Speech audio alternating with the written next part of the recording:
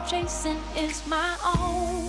So I sing a song for the hustlers trading at the bus stop, single mothers waiting on a check to come, young teachers, student doctors, sons on the front line knowing they don't get to run. This goes up to the underdog. Keep on keeping at what you love, and you'll find that someday, soon enough, you will rise up, yeah.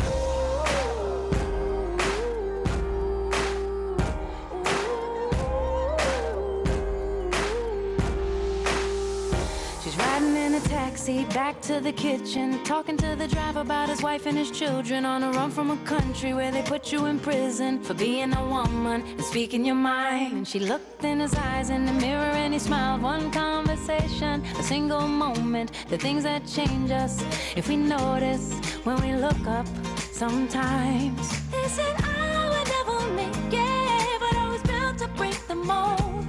The only dream that I've been chasing is my own. So I sing a song for the hustlers trading at the bus stop, single mothers waiting on a check to come, young teachers, student doctors, sons on the front line knowing they don't get to run. This goes up to the underdog. Keep on keeping at what you love, and you'll find that someday, soon enough, you will rise up, yeah.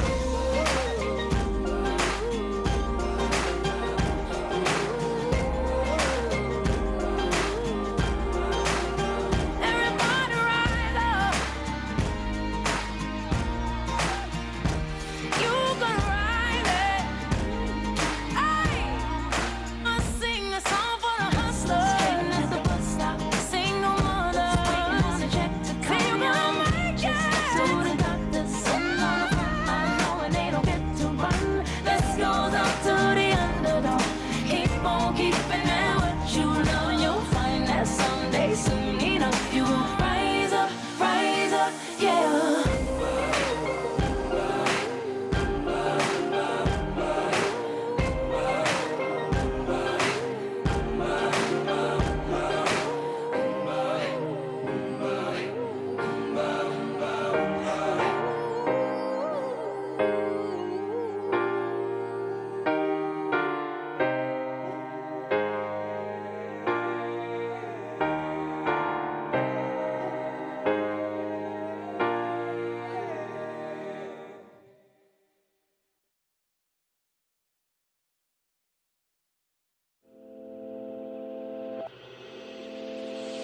Telling all the stars a name, hoping it is telling, hey, and I love you, baby. I love you, baby. Running all through my brain, wishing that I could stay, yeah, just to hold you, baby. Just to hold you, baby. Without from my army, Captain, can you get her to call me? Though I may be far gone, know that she's my only desire. Stay in her arms.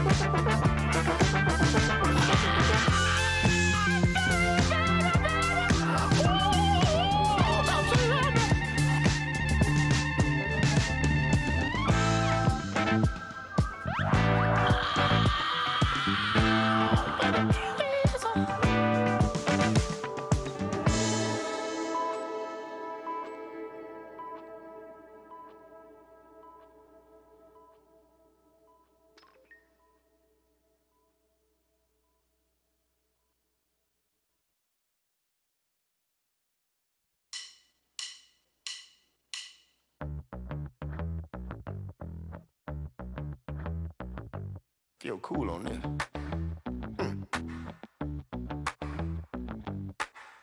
My friends say I should live a little.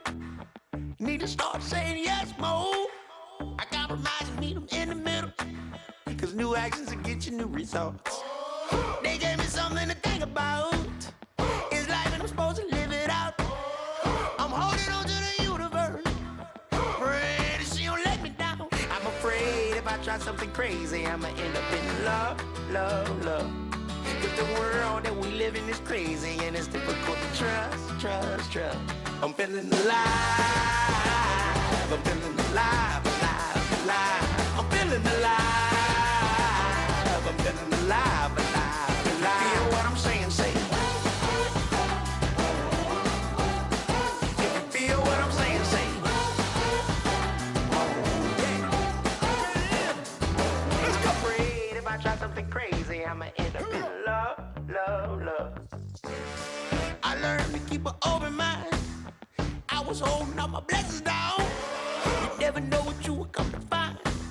Who knew the oil would come from the ground? People only know what they choose their eyes to see.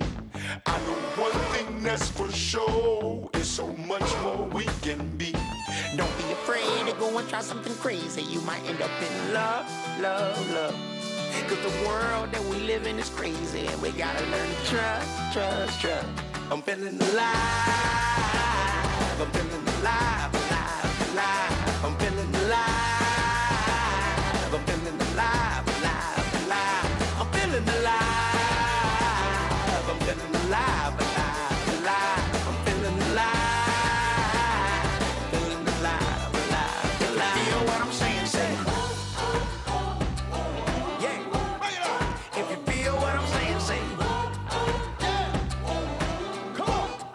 If you feel what I'm saying, say. Oh yeah, oh yeah. I can't hear you. If you feel what I'm saying, say. One more time. If you feel what I'm saying, say. Alive. I'm feeling alive, alive, alive. I'm feeling alive. I'm feeling alive, alive, alive. I'm feeling alive. I'm feeling alive, alive, alive. I'm feeling alive. Feeling alive, alive, alive. Feel what I'm saying, say. Let me hear. If you feel what I'm saying, say. If you feel what I'm saying, say. Let me hear. If you feel what I'm saying, say. If you feel what I'm saying, say.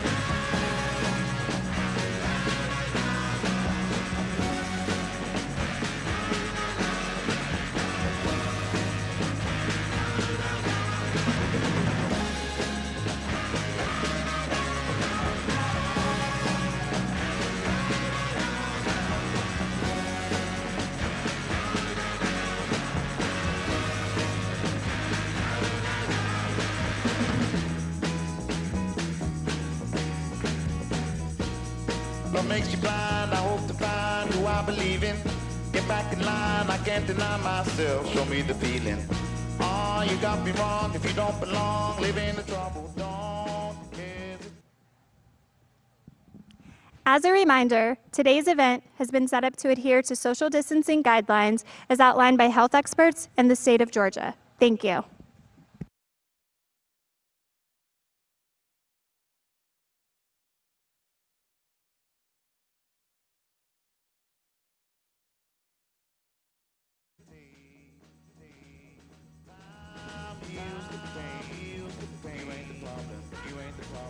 the lie, love is the lie, you I believe in you, I don't need to blame myself, don't need to blame myself, only you, you got to put me on, you got to put me on, so come on, hesitate, time to use the pain, you ain't the problem, you ain't the problem.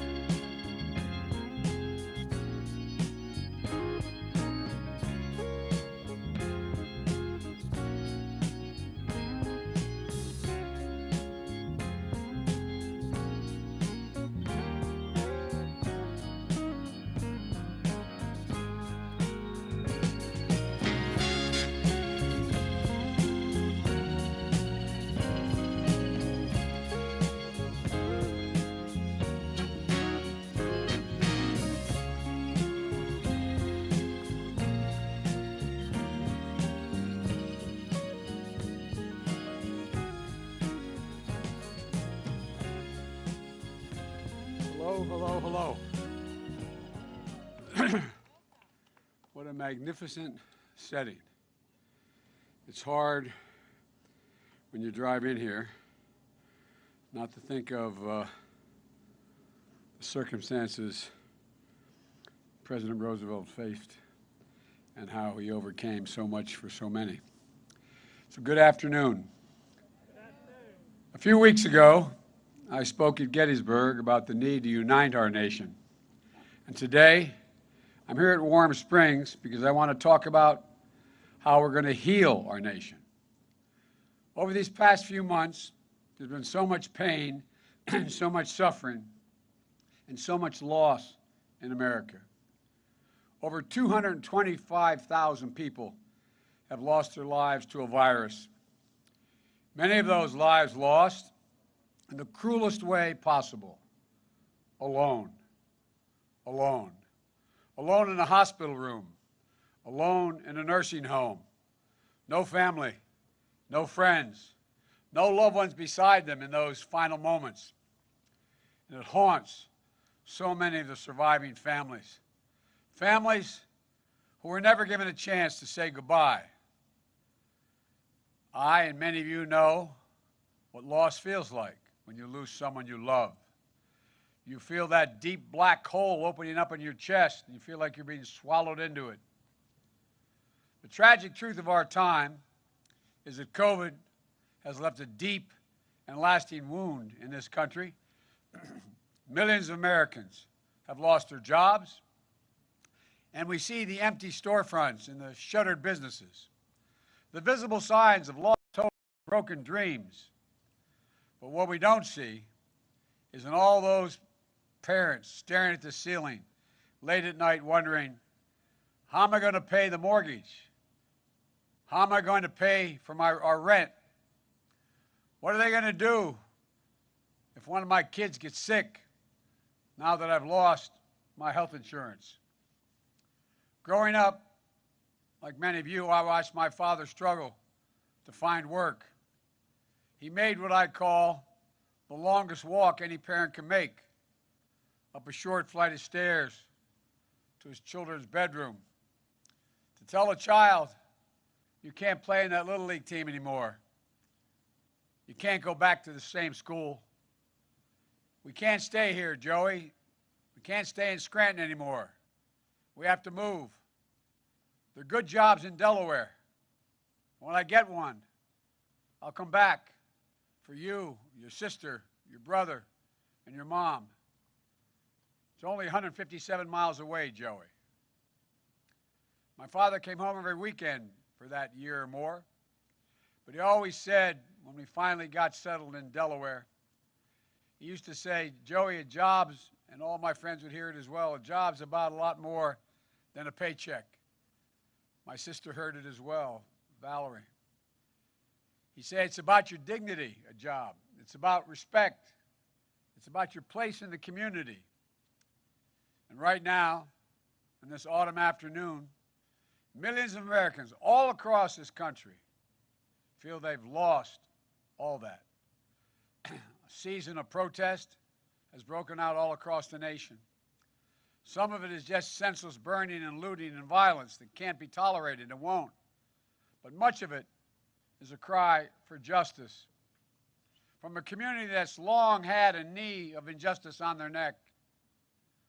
The names of George Floyd, Breonna Taylor, Jacob Blake, they'll not soon be forgotten, not by me, not by us, and not by this country. They're going to inspire a new wave of justice in America. These are historic, painful crises. The insidious virus, the economic anguish, the systematic discrimination. And one of them could have rocked the nation, any one of them. Yet, we've been hit by all three at once. But if we're honest with ourselves, the pain striking at the heart of our country goes back months, not months, but years. Our politics has for too long been mean and bitter and divisive, and you can hear it now in the distance. We've stopped seeing dignity in one another. We've stopped showing each other respect.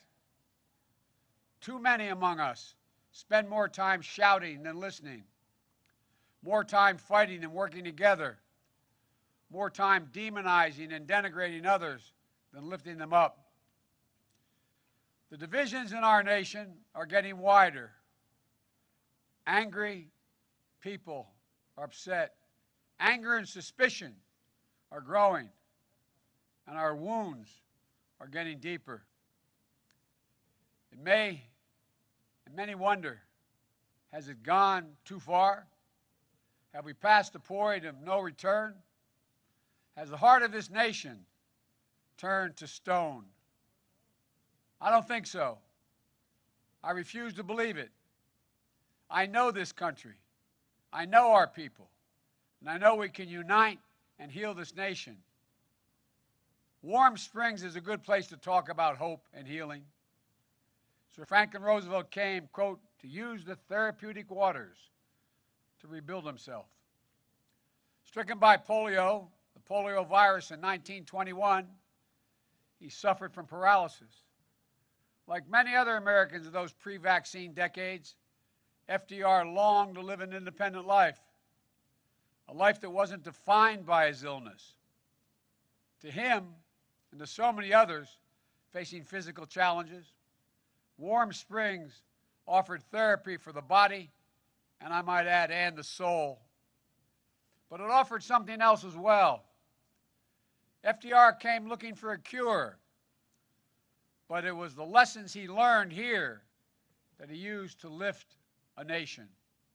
Humility, empathy, courage, optimism. This place represented a way forward, a way of restoration, of resilience, of healing. In the years that followed, FDR would come back to Warm Springs often to think about how to heal the nation and the world. And that's exactly what he did. Lifting us out of a Great Depression, defeating tyranny, saving democracy. And then it was here, on April 12th, 1945, that President Roosevelt died, a casualty of war as surely as any who fell in combat. And the free world mourned. American leaders wept. Maybe even more important was the reaction of the American people. Naval Chief Petty Officer Graham Jackson, a black man, cried as he played his accordion in tribute to FDR not far from here. And the story's told that when Franklin Delano Roosevelt's funeral procession went by, a man collapsed in grief. And the neighbor asked him, "Did you know the president?" The response was, "No," the man said, "but he knew me. He knew me." Few words better describe the kind of president our nation needs right now. A president who is not in it for himself, but for others. A president who doesn't divide us, but unites us. A president who appeals not to the worst in us, but to the best. A president who cares less about his TV ratings and more about the American people. A president who looks not to settle scores, but to find solutions. A president guided not by wistful thinking, but by science, reason, and fact. That's the kind of president I hope to be. I'm running as a proud Democrat, but I will govern as an American president. I'll work with Democrats and Republicans. I'll work as hard for those who don't support me as for those who do. That's the job of a president. A duty of care for everyone. This place, Warm Springs, is a reminder that though broken, each of us can be healed. That as a people and a country, we can overcome this devastating virus. That we can heal a suffering world. And yes, we can restore our soul and save our country. In his last hours, President Roosevelt was at work on a speech to be delivered the next day. In it, he was to say, quote, "Today, we must cultivate the science of human relationships, the ability of all people, of all kinds, to live together and work together in the same world at peace, to live together and work together. That's how I see America. That's how I see the presidency. And that's how I see the future. I tell you this from my heart. I believe America in an America of hope, not fear. Unity, not division. Love, not hate. The presidency, though, is only one part of the American chorus. History isn't only a story of the great and the famous. No. Our history is a story of we, the people, of all of us, together. I've long said the story of America is a story of ordinary people doing extraordinary things. Change in our country comes when the voices of the powerless reach the ears of the powerful. When those whose names we'll never know, but who risk their lives to, in the words of Dr. King, bend the arc of the moral universe toward justice. Bending that arc is the work of our time. But it'll take all of us, red states, blue states, Republicans, Democrats, conservatives, and liberals. And I believe from the bottom of my heart we can do it. People ask me, why are you so confident, Joe? Because we are the United States of America. There's nothing the American people can't do and been unable to do when we put our minds to it. The news of Franklin Delano Roosevelt's death went out on the wires. An editor in Chicago turned to his colleagues and said, clear the decks for action. So I say to you today, if you give me the honor of serving as your president, clear the decks for action. For we will act. We will act on the first day of my presidency to get COVID under control. We'll act to pass my economic plan that will finally reward work, not wealth in this country. We'll act to pass my health care plan to provide affordable, accessible health care for every American and drug prices that are dramatically lower. We'll act to pass the Biden climate plan, meeting the challenges of a climate crisis while creating millions of good-paying, high-paying labor jobs. We'll act to address systemic racism in our country. We'll act to give working people a fair shot again in this country. And we'll act to restore our faith in democracy and our faith in one another. Today, we're facing a public health crisis of historic proportions. And with winter at hand, it's getting worse. Just last Friday, 83,000 new cases in one day. Saturday, another 83,000 cases. Nearly 1,000 people a day are dying. Another 200,000 deaths are expected over the next several months. And the president keeps telling us not to worry. He keeps telling us we're turning the corner, is his quote. It's as removed from reality and as offensive as when he told us the virus affects virtually nobody, just the elderly with heart conditions. Virtually nobody, just the elderly with heart conditions. As if they don't matter. And when he said in response to the number of deaths reaching 1,000, he said, it is what it is. Well, it is what it is because he is who he is. In the spring, the president declared in his voice as commander-in-chief, says commander-in-chief, he was going to wage war on the virus. Instead, he shrugged, he swaggered, and he surrendered. And then his chief of staff, just last week, made a stunning admission, an admission that I believe but never thought he'd say, saying, quote, we're not going to control the pandemic, end of quote.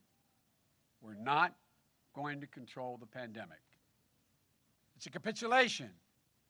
It's a waving of a white flag. It's a window into the shocking truth about this White House that they've never really tried. Think about all the frontline health professionals who've risked and some given their lives for the last 9 months in this pandemic. Think about all the first responders. Think about all the grocery store clerks, the drivers, the delivery drivers, the trucks, teachers, parents, with their kids home from school. Think about all those who've lost their jobs. Think about all those who have been infected by the virus. Think about all those who have died. They were giving their all while their president was giving up. Well, I'm here to tell you, we can and we will control this virus. As president, I will never wave the white flag of surrender. Just imagine where we'd be today if the president had embraced wearing masks instead of mocking it. Imagine where we'd be today with a president who practiced social distancing instead of holding super spreader events. Imagine where it'd be with a comprehensive system of testing and tracing. I first put forward a detailed plan on how to deal with this virus back in March. This administration ignored it. Several more detailed plans in the months that followed, the most recent just last week. This administration has yet to offer a single plan. Yes, one of the reasons why one of the most prestigious medical journals in the world, the New England Journal of Medicine, called the president, quote, dangerously incompetent. Went on to say the president had turned a crisis into a tragedy. I'm ready to act. I know what to do. And starting on day one of my presidency, we will do it. I've talked about the battle for the soul of America since the very beginning of this campaign. And I want to be very clear in these closing days about what I mean and about what I intend to do in that battle to assure that our better angels prevail over our worst instincts. I believe this election is about who we are as a nation, what we believe, and maybe most importantly, who we want to be. It's about our essence. It's about what makes us Americans. It's that fundamental. Time and again throughout our history, we've seen charlatans, the con men, the phony populists who sought to play on our fears, appeal to our worst appetites, and pick at the oldest scabs we have for their own political gain. They appear when the nation's been hit the hardest and we're at our most vulnerable. Never to solve anything, to benefit themselves. In a recent encyclical, Pope Francis warns us against this phony populism that appeals to, quote, the basest and most selfish instincts. He goes on to say, politics is something more noble than posturing, marketing, and media spin. These sow nothing but division, conflict, and oblique cynicism. He said, for those who seek to lead, we do well to ask ourselves, why am I doing this? Why? What is my real aim? Pope Francis asked questions that anyone who seeks to lead this great nation should be able to answer. My answer is this: I run to unite this nation and to heal this nation. I've said that from the beginning. Is badly necessary. The Bible tells us there's a time to break down and a time to build up, a time to heal. This is that time. God and history have called us to this moment and to this mission. With our voices and our votes, we must free ourselves from the forces of darkness, from the forces of division, and the forces of yesterday, from the forces that pull us apart, hold us down, and hold us back.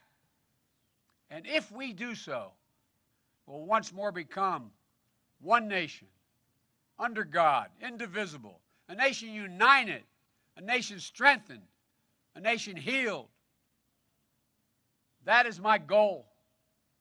That is why I'm running. That is what we must do. Thank you all for being here. And may God bless America, and may God protect our troops. Stay safe. And wear a mask.